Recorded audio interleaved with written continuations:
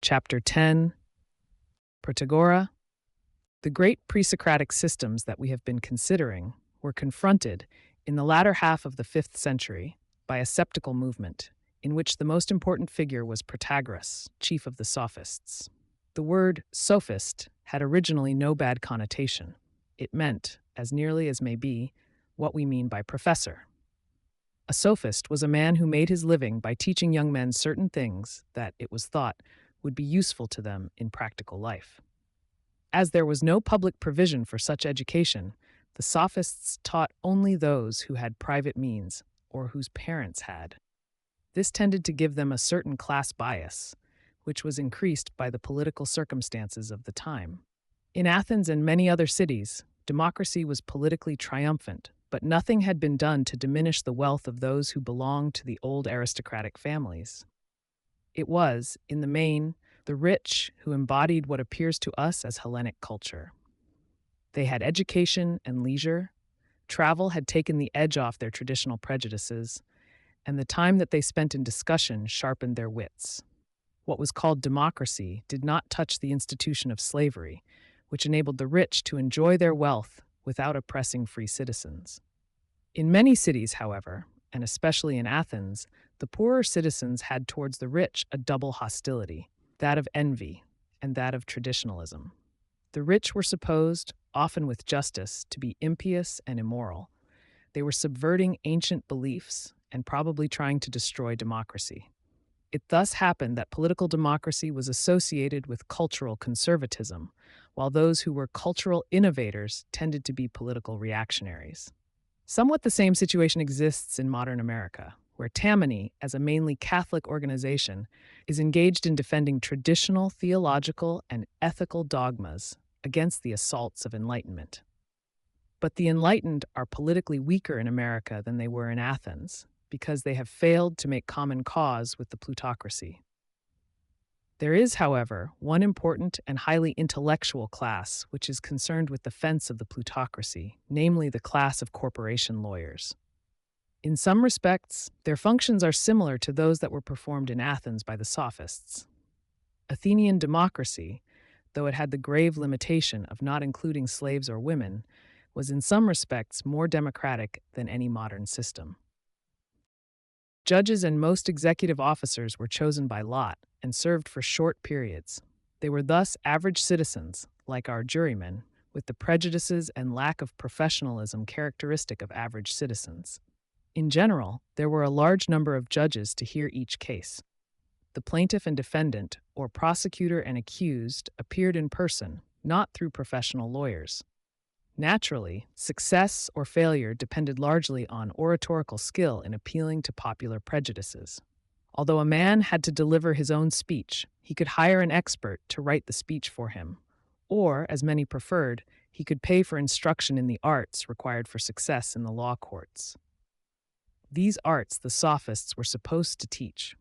The age of Pericles is analogous, in Athenian history, to the Victorian age in the history of England. Athens was rich and powerful, not much troubled by wars, and possessed of a democratic constitution administered by aristocrats. As we have seen in connection with Anaxagoras, a democratic opposition to Pericles gradually gathered strength and attacked his friends one by one. The Peloponnesian War broke out in 431 BC. Athens, in common with many other places, was ravaged by the plague. The population, which had been about 230,000, was greatly reduced, and never rose again to its former level. Berry, History of Greece, 4p. 444. Pericles himself, in 430 BC, was deposed from the office of general and fined for misappropriation of public money by a court composed of 1,501 judges. His 2 sons died of the plague, and he himself died in the following year, 429. Phidias and Anaxagoras were condemned. Aspasia was prosecuted for impiety and for keeping a disorderly house, but acquitted. In such a community, it was natural that men who were likely to incur the hostility of democratic politicians should wish to acquire forensic skill. For Athens, though much addicted to persecution, was in one respect less illiberal than modern America, since those accused of impiety and corrupting the young were allowed to plead in their own defense. This explains the popularity of the Sophists, with one class and their unpopularity with another. But in their own minds, they served more impersonal purposes, and it is clear that many of them were genuinely concerned with philosophy. Plato devoted himself to caricaturing and vilifying them, but they must not be judged by his polemics. In his lighter vein, take the following passage from the Euthydemus, in which two sophists, Anaxagoras and Euthydemus, set to work to puzzle a simple-minded person named Chrysippus. Anaxagoras begins, "You say that you have a dog?" "Yes, a villain of a one," said Chrysippus. "And he has puppies?" "Yes, and they are very like himself." "And the dog is the father of them?" "Yes," he said, "I certainly saw him and the mother of the puppies come together." "And is he not yours?" "To be sure he is." "Then he is a father, and he is yours. Ergo, he is your father, and the puppies are your brothers." In a more serious vein, take the dialogue called The Sophist. This is a logical discussion of definition, which uses the sophist as an illustration. With its logic, we are not at present concerned. The only thing I wish to mention at the moment as regards this dialogue is the final conclusion. He, then, who traces the pedigree of the sophist's art as follows: who, belonging to the conscious or dissembling section of the art of causing self-contradiction, is an imitator of appearance, and is separated from the class of fantastic, which is a branch of image-making, into that further division of creation, the juggling of words, a creation human and not divine. Anyone who affirms the real sophist to be of this blood and lineage will say the very truth. There is a story about Protagoras, no doubt apocryphal, which illustrates the connection of the sophists with the law courts in the popular mind. It is said that he taught a young man on the terms that he should be paid his fee if the young man won his first lawsuit, but not otherwise, and that the young man's first lawsuit was one brought by Protagoras for recovery of his fee. However, it is time to leave these preliminaries and see what is really known about Protagoras. Protagoras was born about 500 BC at Abdera, the city from which Democritus came. He twice visited Athens, his second visit being not later than 432 BC. He made a code of laws for the city of Thurii in 444-3 BC.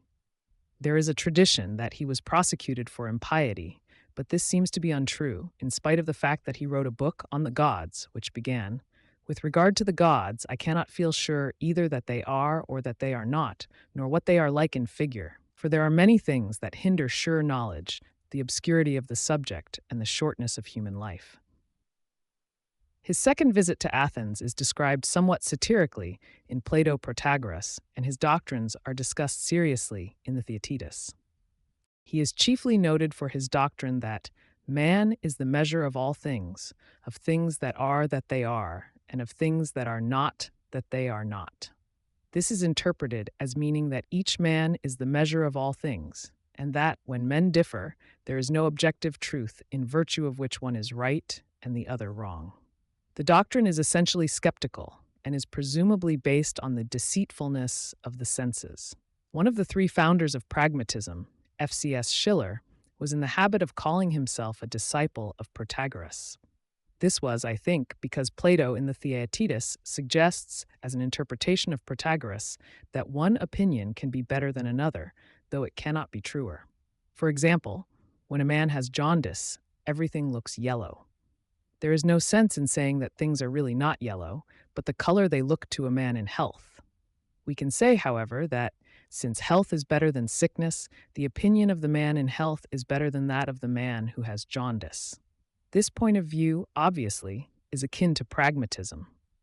The disbelief in objective truth makes the majority, for practical purposes, the arbiters as to what to believe. Hence, Protagoras was led to a defense of law and convention and traditional morality. While, as we saw, he did not know whether the gods existed, he was sure they ought to be worshipped. This point of view is obviously the right one for a man whose theoretical skepticism is thoroughgoing and logical. Protagoras spent his adult life in a sort of perpetual lecture tour through the cities of Greece, teaching, for a fee, anyone who desired practical efficiency and higher mental culture. Zeller, p. 1299. Plato objects, somewhat snobbishly, according to modern notions, to the sophist's practice of charging money for instruction. Plato himself had adequate private means and was unable, apparently, to realize the necessities of those who had not his good fortune. It is odd that modern professors, who see no reason to refuse a salary, have so frequently repeated Plato's strictures. There was, however, another point in which the sophists differed from most contemporary philosophers. It was usual, except among the sophists, for a teacher to found a school, which had some of the properties of a brotherhood. There was a greater or smaller amount of common life. There was often something analogous to a monastic rule, and there was usually an esoteric doctrine not proclaimed to the public. All this was natural wherever philosophy had arisen out of orphism. Among the sophists there was none of this. What they had to teach was not, in their minds, connected with religion or virtue. They taught the art of arguing, and as much knowledge as would help in this art. Broadly speaking, they were prepared, like modern lawyers, to show how to argue for or against any opinion, and were not concerned to advocate conclusions of their own. Those to whom philosophy was a way of life, closely bound up with religion, were naturally shocked. To them, the sophists appeared frivolous and immoral. To some extent, though it is impossible to say how far, the odium which the sophists incurred, not only with the general public, but with Plato and subsequent philosophers, was due to their intellectual merit. The pursuit of truth, when it is wholehearted, must ignore moral considerations. We cannot know in advance that the truth will turn out to be what is thought edifying in a given society. The sophists were prepared to follow an argument wherever it might lead them. Often it led them to skepticism. One of them, Gorgias, maintained that nothing exists, that if anything exists, it is unknowable, and granting it even to exist and to be knowable by any one man, he could never communicate it to others. We do not know what his arguments were, but I can well imagine that they had a logical force which compelled his opponents to take refuge in edification. Plato is always concerned to advocate views that will make people what he thinks virtuous. He is hardly ever intellectually honest, because he allows himself to judge doctrines by their social consequences. Even about this, he is not honest. He pretends to follow the argument and to be judging by purely theoretical standards, when in fact he is twisting the discussion so as to lead to a virtuous result. He introduced this vice into philosophy, where it has persisted ever since. It was probably largely hostility to the sophists that gave this character to his dialogues. One of the defects of all philosophers since Plato is that their inquiries into ethics proceed on the assumption that they already know the conclusions to be reached. It seems that there were men, in the Athens of the late 5th century, who taught political doctrines which seemed immoral to their contemporaries, and seem so to the democratic nations of the present day. Thrasymachus, in the first book of the Republic, argues that there is no justice except the interest of the stronger, that laws are made by governments for their own advantage, and that there is no impersonal standard to which to appeal in contests for power. Callicles, according to Plato, in the Gorgias, maintained a similar doctrine. The law of nature, he said, is the law of the stronger, but for convenience men have established institutions and moral precepts to restrain the strong. Such doctrines have won much wider assent in our day than they did in antiquity, and whatever may be thought of them, they are not characteristic of the sophists. During the 5th century, whatever part the sophists may have had in the change, there was in Athens a transformation from a certain stiff Puritan simplicity to a quick-witted and rather cruel cynicism, in conflict with a slow-witted and equally cruel defense of crumbling orthodoxy. At the beginning of the century comes the Athenian championship of the cities of Ionia against the Persians and the victory of Marathon in 490 BC. At the end comes the defeat of Athens by Sparta in 404 BC and the execution of Socrates in 399 BC. After this time, Athens ceased to be politically important, but acquired undoubted cultural supremacy, which it retained until the victory of Christianity. Something of the history of 5th century Athens is essential to the understanding of Plato and of all subsequent Greek thought. In the First Persian War, the chief glory went to the Athenians, owing to the decisive victory at Marathon. In the Second War, 10 years later, the Athenians still were the best of the Greeks at sea, but on land victory was mainly due to the Spartans, who were the acknowledged leaders of the Hellenic world. The Spartans, however, were narrowly provincial in their outlook and ceased to oppose the Persians when they had been chased out of European Greece. The championship of the Asiatic Greeks and the liberation of the islands that had been conquered by the Persians was undertaken with great success by Athens. Athens became the leading sea power and acquired a considerable imperialist control over the Ionian Islands. Under the leadership of Pericles, who was a moderate democrat and a moderate imperialist, Athens prospered. The great temples, whose ruins are still the glory of Athens, were built by his initiative to replace those destroyed by Xerxes. The city increased very rapidly in wealth and also in culture, and, as invariably happens at such times, particularly when wealth is due to foreign commerce, traditional morality and traditional beliefs decayed. There was at this time in Athens an extraordinarily large number of men of genius. The three great dramatists, Aeschylus, Sophocles, and Euripides, all belonged to the 5th century. Aeschylus fought at Marathon and saw the Battle of Salamis. Sophocles was still religiously orthodox, but Euripides was influenced by Protagoras and by the free-thinking spirit of the time, and his treatment of the myths is skeptical and subversive. Aristophanes, the comic poet, made fun of Socrates, sophists, and philosophers, but nevertheless belonged to their circle. In the Symposium, Plato represents him as on very friendly terms with Socrates. Phidias, the sculptor, as we have seen, belonged to the circle of Pericles. The excellence of Athens at this period was artistic rather than intellectual. None of the great mathematicians or philosophers of the 5th century were Athenians, with the exception of Socrates. And Socrates was not a writer, but a man who confined himself to oral discussion. The outbreak of the Peloponnesian War in 431 BC and the death of Pericles in 429 BC introduced a darker period in Athenian history.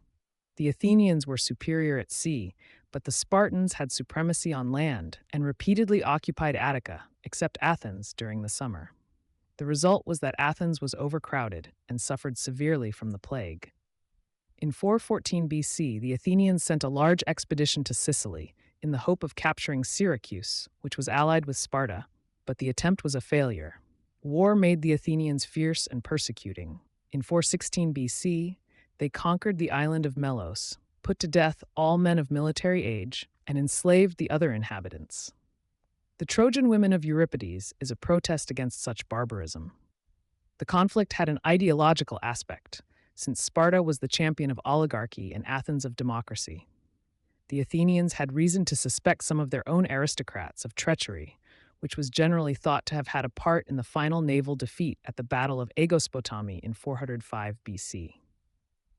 At the end of the war, the Spartans established in Athens an oligarchical government, known as the 30 Tyrants. Some of the 30, including Critias, their chief, had been pupils of Socrates. They were deservedly unpopular and were overthrown within a year. With the compliance of Sparta, democracy was restored, but it was an embittered democracy, precluded by an amnesty from direct vengeance against its internal enemies, but glad of any pretext, not covered by the amnesty, for prosecuting them.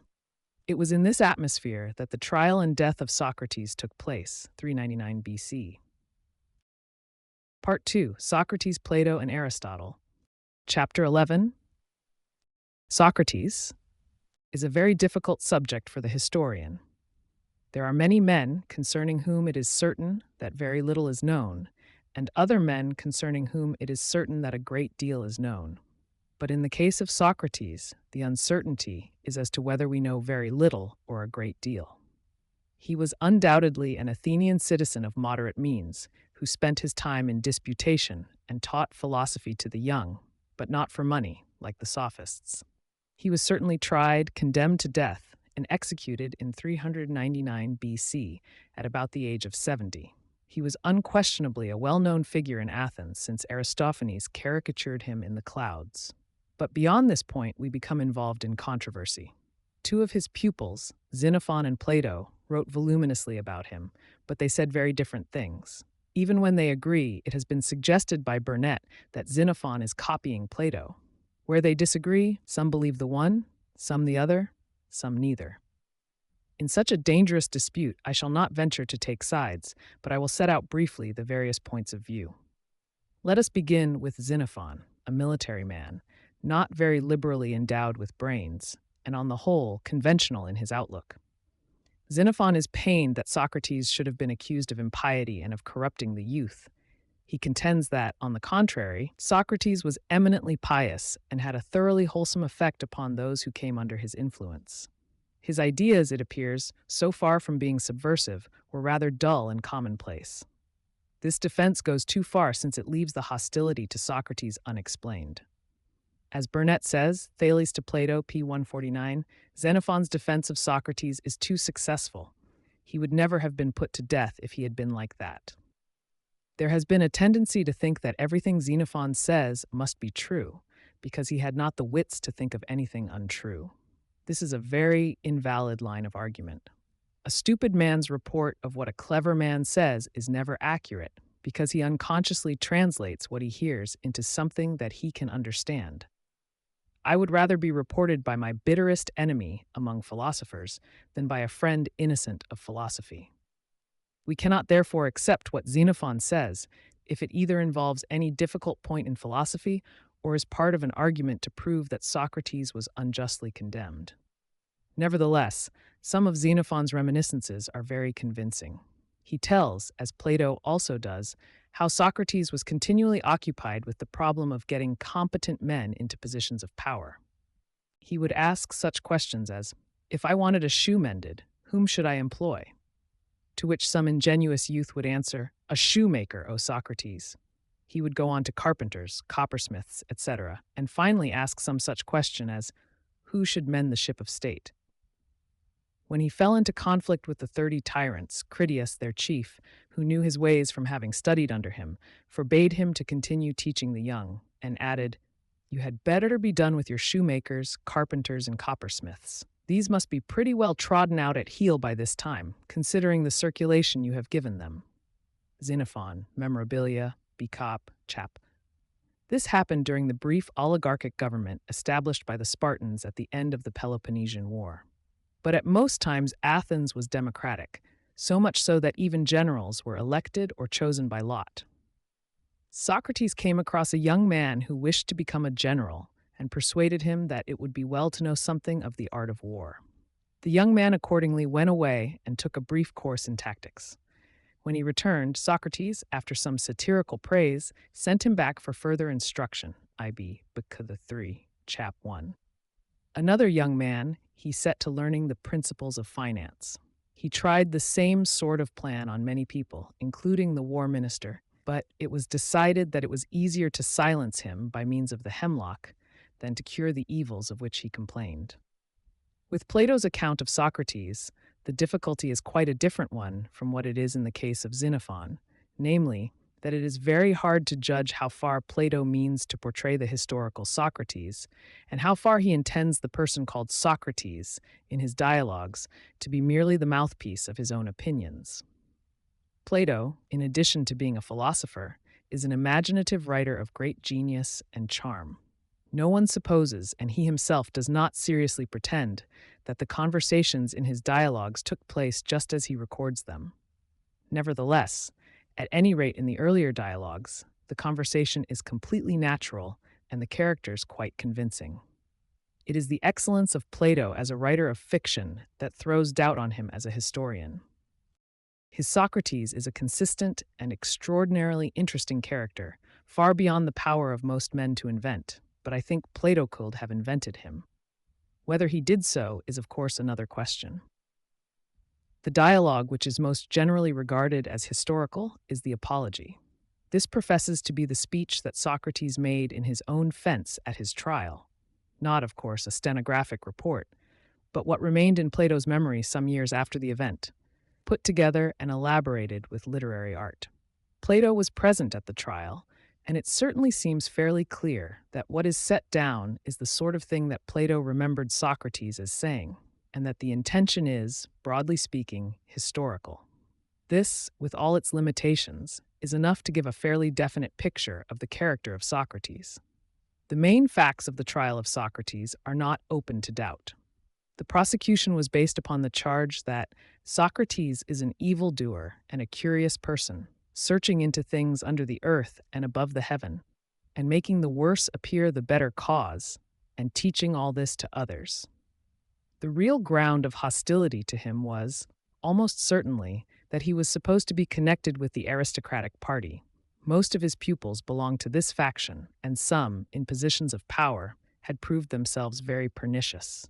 But this ground could not be made evident on account of the amnesty. He was found guilty by a majority, and it was then open to him, by Athenian law, to propose some lesser penalty than death. The judges had to choose, if they had found the accused guilty, between the penalty demanded by the prosecution and that suggested by the defense.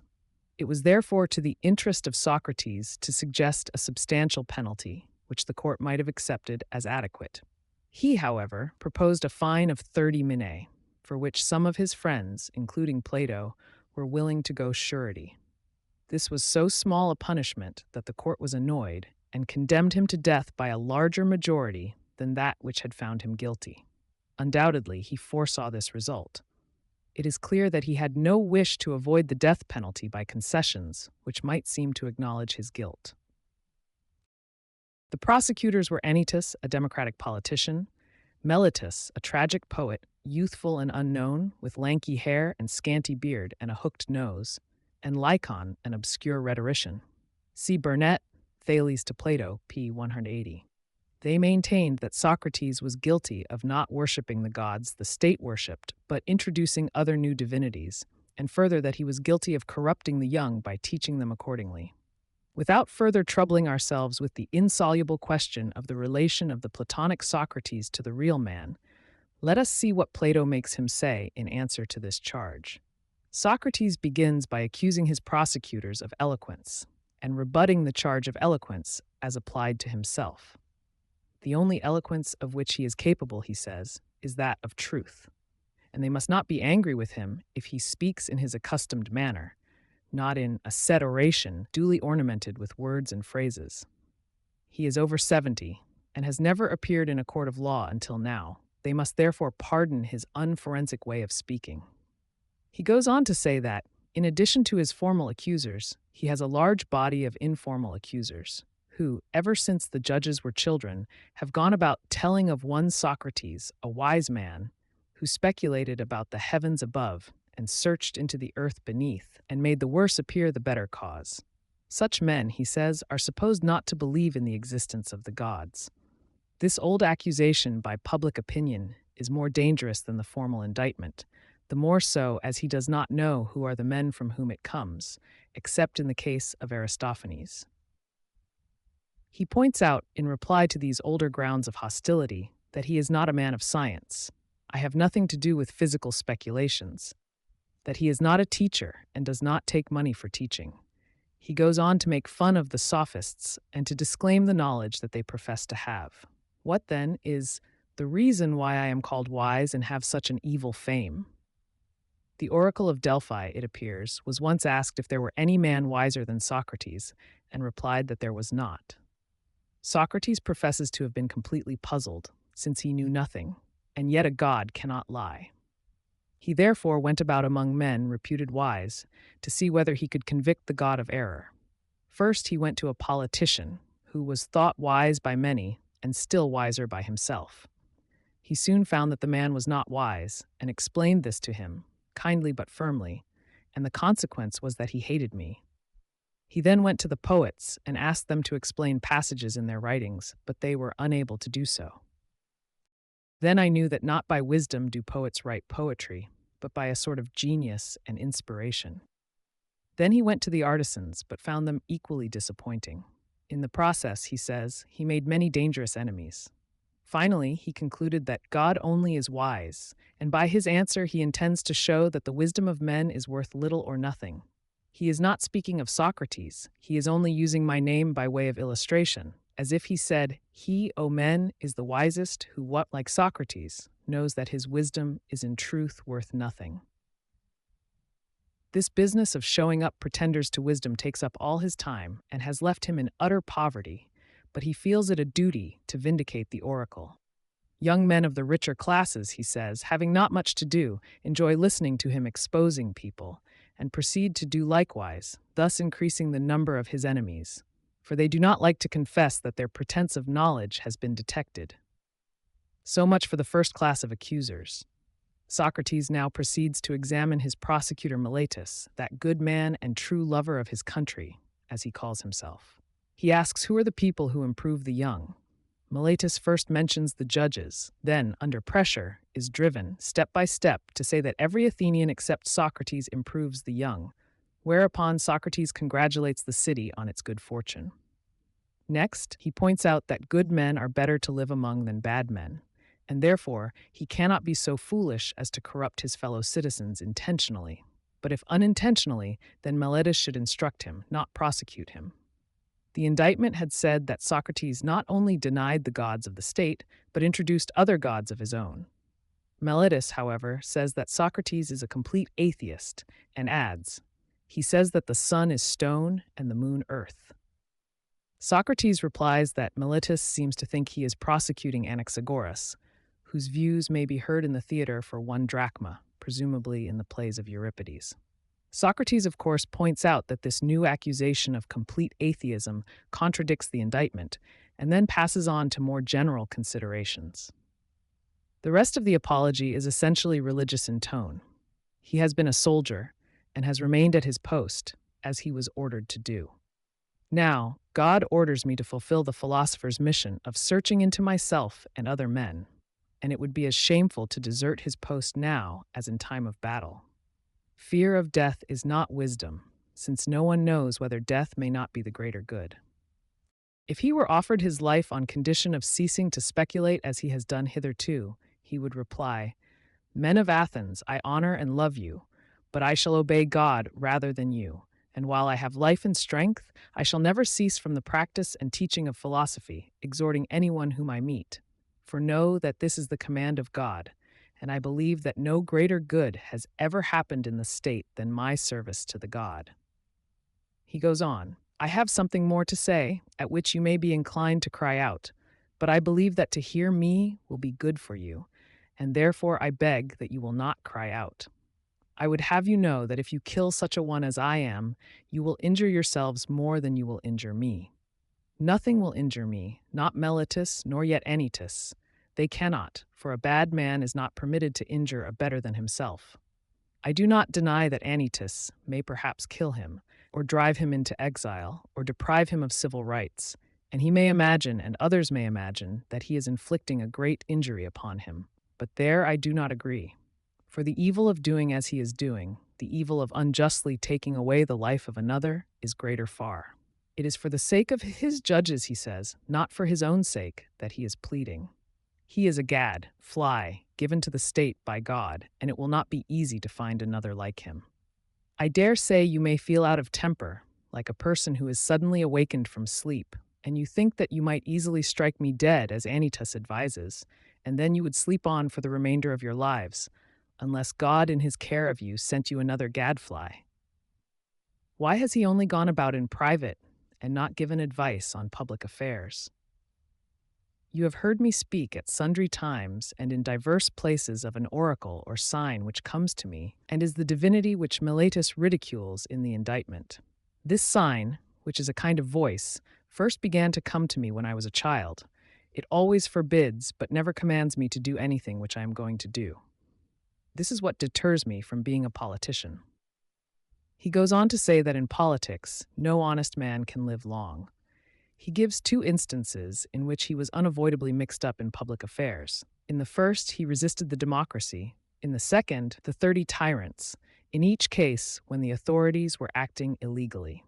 He points out that among those present are many former pupils of his, and fathers and brothers of pupils. Not one of these has been produced by the prosecution to testify that he corrupts the young. This is almost the only argument in the apology that a lawyer for the defense would sanction. He refuses to follow the custom of producing his weeping children in court to soften the hearts of the judges. Such scenes, he says, make the accused and the city alike ridiculous. It is his business to convince the judges, not to ask a favor of them. After the verdict and the rejection of the alternative penalty of 30 minae, in connection with which Socrates names Plato as one among his sureties and present in court, he makes one final speech.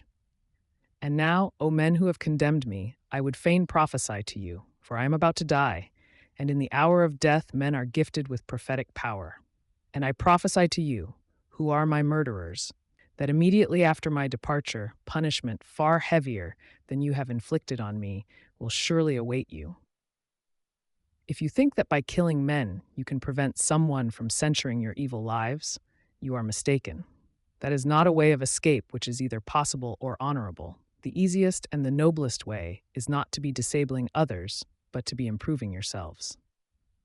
He then turns to those of his judges who have voted for acquittal, and tells them that in all that he has done that day, his oracle has never opposed him, though on other occasions it has often stopped him in the middle of a speech.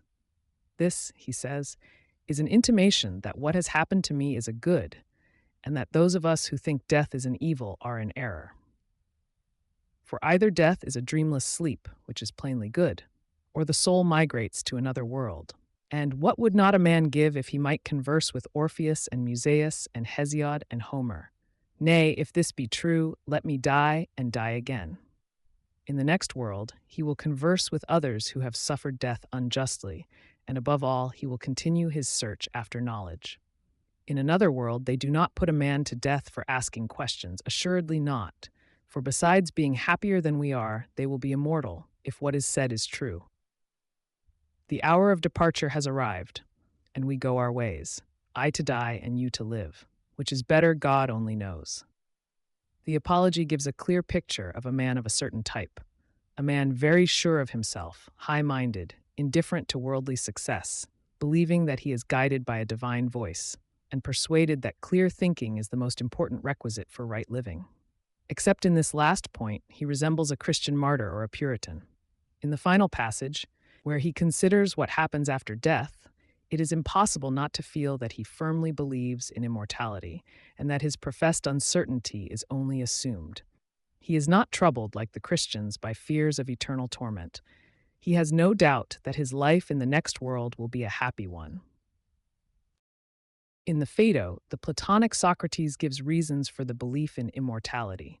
Whether these were the reasons that influenced the historical Socrates, it is impossible to say. There seems hardly any doubt that the historical Socrates claimed to be guided by an oracle or daimon. Whether this was analogous to what a Christian would call the voice of conscience, or whether it appeared to him as an actual voice, it is impossible to know. Joan of Arc was inspired by voices, which are a common form of insanity. Socrates was liable to cataleptic trances. At least, that seems the natural explanation of such an incident as occurred once when he was on military service. One morning, he was thinking about something which he could not resolve. He would not give it up, but continued thinking from early dawn until noon. There he stood fixed in thought, and at noon attention was drawn to him, and the rumor ran through the wondering crowd that Socrates had been standing and thinking about something ever since the break of day. At last, in the evening after supper, some Ionians, out of curiosity, I should explain that this occurred not in winter but in summer, brought out their mats and slept in the open air that they might watch him and see whether he would stand all night. There he stood until the following morning, and with the return of light he offered up a prayer to the sun and went his way. Symposium 220. This sort of thing, in a lesser degree, was a common occurrence with Socrates. At the beginning of the symposium, Socrates and Aristodemus go together to the banquet, but Socrates drops behind in a fit of abstraction. When Aristodemus arrives, Agathon, the host, says, "What have you done with Socrates?" Aristodemus is astonished to find Socrates not with him. A slave is sent to look for him, and finds him in the portico of a neighboring house. "There he is fixed," says the slave on his return, "and when I call to him, he will not stir." Those who know him well explain that he has a way of stopping anywhere and losing himself without any reason. They leave him alone, and he enters when the feast is half over. Everyone is agreed that Socrates was very ugly. He had a snub nose and a considerable paunch. He was uglier than all the Silenuses in the satiric drama Xenophon Symposium. He was always dressed in shabby old clothes and went barefoot everywhere. His indifference to heat and cold, hunger and thirst, amazed every one. Alcibiades, in the Symposium, describing Socrates on military service, says, "His endurance was simply marvelous. When, being cut off from our supplies, we were compelled to go without food. On such occasions, which often happen in time of war, he was superior not only to me, but to everybody. There was no one to be compared to him." His fortitude in enduring cold was also surprising. There was a severe frost, for the winter in that region is really tremendous, and everybody else either remained indoors, or if they went out, had on an amazing quantity of clothes and were well shod, and had their feet swathed in felt and fleeces. In the midst of this, Socrates, with his bare feet on the ice and in his ordinary dress, marched better than the other soldiers who had shoes, and they looked daggers at him because he seemed to despise them. His mastery over all bodily passions is constantly stressed. He seldom drank wine, but when he did, he could outdrink anybody. No one had ever seen him drunk. In love, even under the strongest temptations, he remained Platonic, if Plato is speaking the truth. He was the perfect Orphic saint. In the dualism of heavenly soul and earthly body, he had achieved the complete mastery of the soul over the body. His indifference to death at the last is the final proof of this mastery. At the same time, he is not an orthodox Orphic. It is only the fundamental doctrines that he accepts, not the superstitions and ceremonies of purification. The Platonic Socrates anticipates both the Stoics and the Cynics. The Stoics held that the supreme good is virtue, and that a man cannot be deprived of virtue by outside causes. This doctrine is implicit in the contention of Socrates that his judges cannot harm him. The Cynics despised worldly goods and showed their contempt by eschewing the comforts of civilization. This is the same point of view that led Socrates to go barefoot and ill-clad. It seems fairly certain that the preoccupations of Socrates were ethical rather than scientific. In the Apology, as we saw, he says, "I have nothing to do with physical speculations." The earliest of the Platonic dialogues, which are generally supposed to be the most Socratic, are mainly occupied with the search for definitions of ethical terms. The Charmides is concerned with the definition of temperance or moderation, the Lysis with friendship, the Laches with courage. In all of these, no conclusion is arrived at, but Socrates makes it clear that he thinks it important to examine such questions. The Platonic Socrates consistently maintains that he knows nothing, and is only wiser than others in knowing that he knows nothing, but he does not think knowledge unobtainable. On the contrary, he thinks the search for knowledge of the utmost importance. He maintains that no man sins wittingly, and therefore only knowledge is needed to make all men perfectly virtuous. The close connection between virtue and knowledge is characteristic of Socrates and Plato. To some degree, it exists in all Greek thought, as opposed to that of Christianity. In Christian ethics, a pure heart is the essential, and is at least as likely to be found among the ignorant as among the learned. This difference between Greek and Christian ethics has persisted down to the present day. Dialectic, that is to say, the method of seeking knowledge by question and answer, was not invented by Socrates. It seems to have been first practiced systematically by Zeno, the disciple of Parmenides. In Plato's dialogue Parmenides, Zeno subjects Socrates to the same kind of treatment to which, elsewhere in Plato, Socrates subjects others. But there is every reason to suppose that Socrates practiced and developed the method.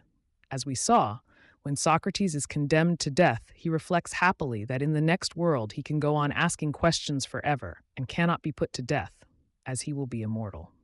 Certainly, if he practiced dialectic in the way described in the Apology, the hostility to him is easily explained.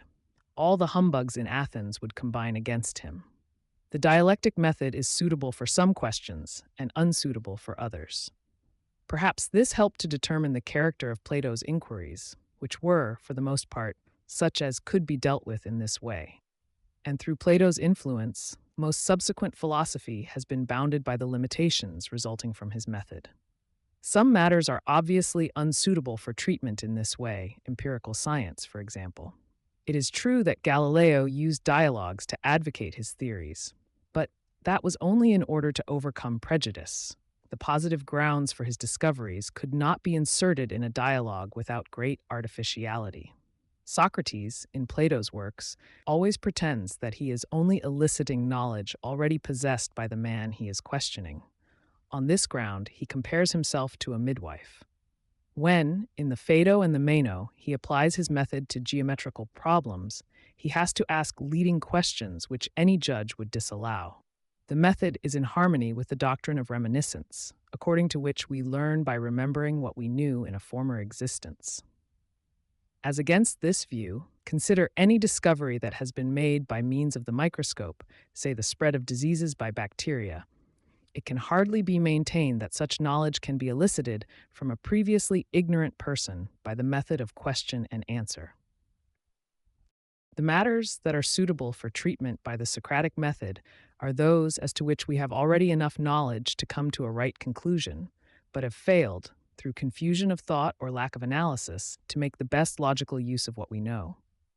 A question such as, "What is justice?" is eminently suited for discussion in a Platonic dialogue. We all freely use the words just and unjust, and by examining the ways in which we use them, we can arrive inductively at the definition that will best suit with usage. All that is needed is knowledge of how the words in question are used. But when our inquiry is concluded, we have made only a linguistic discovery, not a discovery in ethics. We can, however, apply the method profitably to a somewhat larger class of cases. Wherever what is being debated is logical rather than factual, discussion is a good method of eliciting truth. Suppose someone maintains, for example, that democracy is good, but persons holding certain opinions should not be allowed to vote.